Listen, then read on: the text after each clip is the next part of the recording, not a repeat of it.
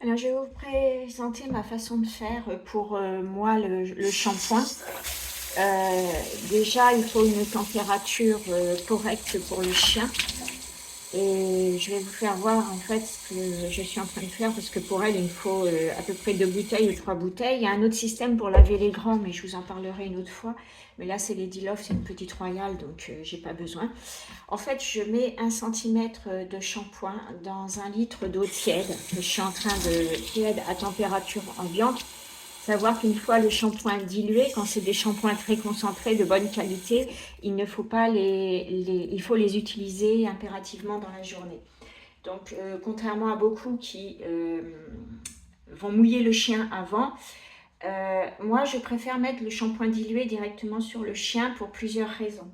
Déjà, quand on mouille avec l'eau, l'eau va rentrer dans les pores de la peau, l'eau va faire une pellicule au niveau de la fourrure et vous aurez peut-être besoin de 2 shampoings pour arriver à nettoyer un chien très sale.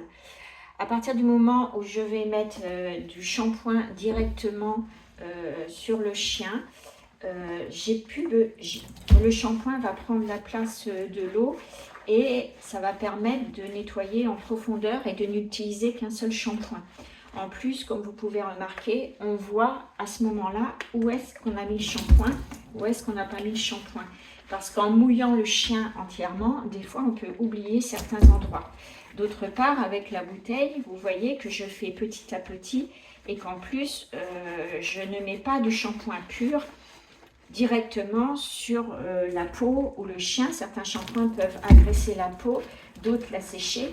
Et si on met du shampoing pur directement sur la ligne de dos, qu'on va mettre du shampoing, de l'eau pour que ça coule, il y a certains endroits qui auront beaucoup plus de shampoing et d'autres qui auront beaucoup moins de shampoing.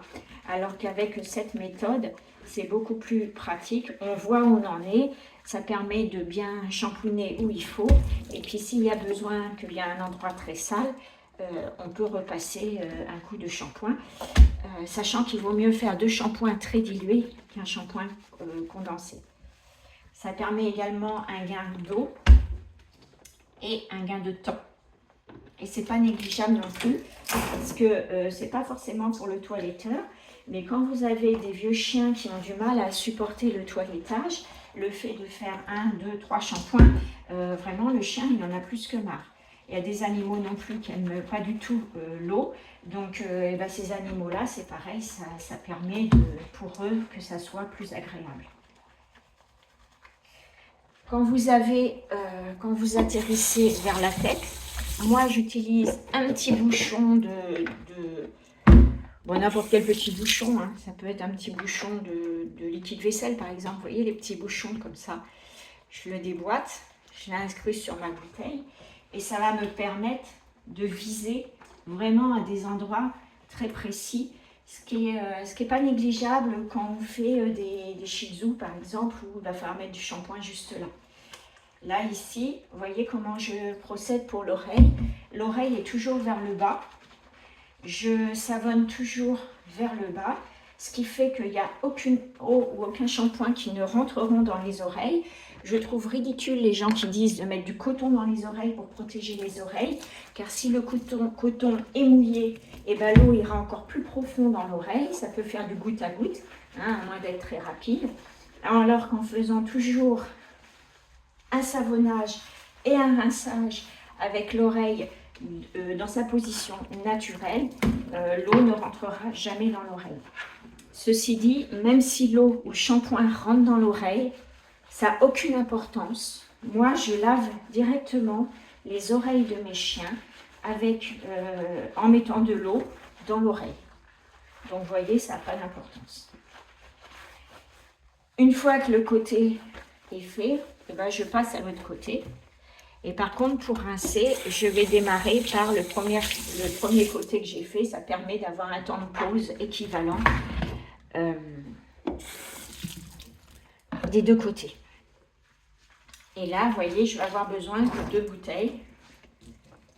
Donc, c'est assez économique. Elle apprécie. Voilà, on s'en fout. Et on savonne l'oreille. Vous voyez, l'oreille est toujours dans la même position. Il n'y a pas besoin d'aller très loin. Laisse le nez, cocotte. Alors, elle a l'habitude de lever la tête parce que quand je rince, je demande aux chiens de lever la tête pour pas qu'ils aient du shampoing qui aille dans le nez. Et c'est très important, surtout pour les races brachycéphales, comme les shih tzus, les bulldogs ou autres, parce qu'ils étouffent facilement, ils avalent facilement de l'eau dans le nez. Donc en leur apprenant à lever la tête quand on rince ou quand on savonne, le savon ne rentre pas dans les yeux. Vous voyez, et le chien comme ça, il est beaucoup plus content. Il n'a pas de réaction négative à atchoumer ou autre. Et vous voyez, quand vraiment je vais partout avec mon shampoing. Vraiment, je vais partout. Puis ça leur fait un petit massage. Alors je frotte, ça décolle, comme ça décolle la saleté, ça décolle tout. Hein? Je leur fais du bien.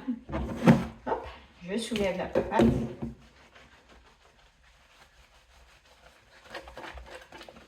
Alors, vous remarquerez que je vais toujours dans le même sens pour savonner. Je ne fais pas dans n'importe quel sens. Je vais toujours dans le même sens.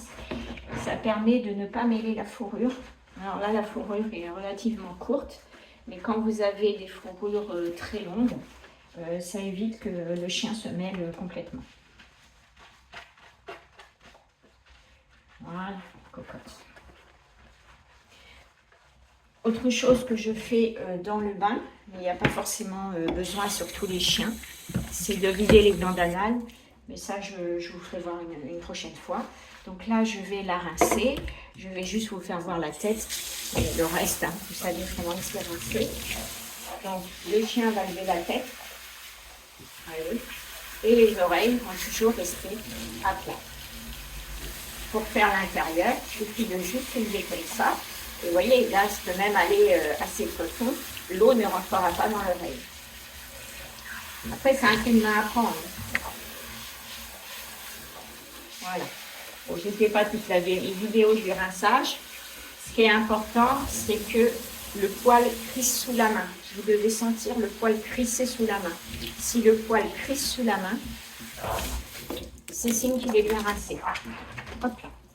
Pour éviter qu'un chien se secoue, il suffit de mettre la main sur l'épaule et il arrête de se secouer. Et si vraiment il continue à se secouer, il suffit de tenir la base de la queue pour qu'il arrête de se secouer. Parce que les chiens commencent à se secouer par la queue, par les fesses. Et là, elle se secouait sur la tête. Voilà, à une prochaine vidéo.